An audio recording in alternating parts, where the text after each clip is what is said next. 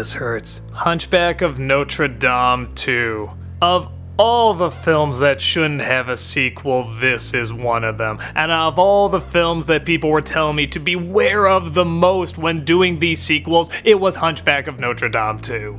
The sad thing about it though is even though it is terrible, it's terrible for different reasons than I thought it was gonna be terrible. I mean, don't get me wrong, the story is shit.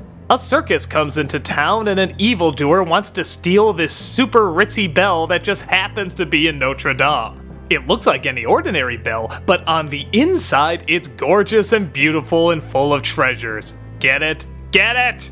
One of the circus performers is named Madeline, played by Jennifer Love Hewitt. She's working with the evil villain, played by Michael McKean, to be romantically interested with Quasimodo to lure him away from the bell so he can steal it.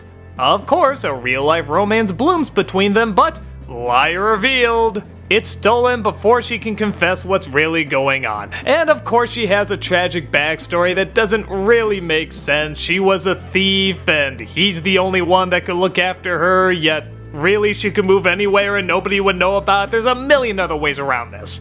But if that seems too heavy and dramatic for you, it's okay. Haley Joel Osment plays the child of Phoebus and Esmeralda. And this introduces us to one of the biggest problems of the movie, taking mostly Academy Award nominated actors and just having them say stupid shit. It's so hard seeing so many great actors just given a generic bullshit script to work with, and that really is the biggest problem. The script is awful. From the initial setup, you know everything that's gonna happen, what every character is gonna do, when they're gonna do it. It's just ridiculous. And why do we need an appearances can be deceiving story when the first one was already an appearances can be deceiving story? But let's get to the toughest thing to talk about for me, and that's the animation. This was done by TMS, the people behind Akira, Batman the Animated Series, Animaniacs, some of the greatest animation I've ever seen, top 5 of all time in my book. But I'm not gonna lie, they just don't seem like the right choice here. Not that they can't emulate the Disney style, I mean they look like the characters fine, it's just that this looks more like a Disney afternoon movie. And what I mean by that is TMS doesn't traditionally use a lot of CGI, Disney does. TMS doesn't usually use colored lines, Disney does. TMS's big strength is not in heartfelt emotion, but more aggressive emotion. Akira is aggressive, Batman is aggressive. Disney can be aggressive, but it's no more for the sentimental side. For example, when a character needs to be still, TMS has them almost completely still. Every once in a while, maybe a little movement. With Disney, they're always somehow moving. They have like a million in-betweeners, so when you're holding on a face, it still looks like there's some movement there. TMS doesn't function that way. It's supposed to be a little rougher. So, the more tough emotional scenes they do fine, like when Quasimodo finally reveals himself. She steps back, she's afraid, she runs off. That they did great.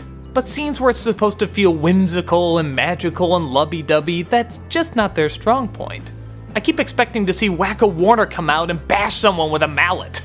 So, the animation is still good, it's just not good for this. Which is a shame because they do sometimes pick some very bad American projects. So, is anything good? Well, Michael McKean as the villain is actually not that bad. I mean, the villain sucks, he really sucks, but the voice is legitimately kinda creepy, and I never thought I would get that out of Michael McKean.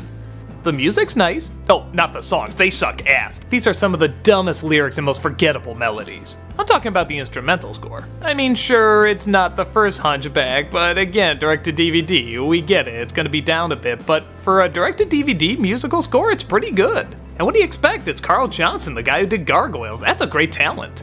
Outside of that, it's not much. It's so hard to see so many great actors, so many wonderful animators, so many phenomenal talents thrown into just the laziest dumb-ass script.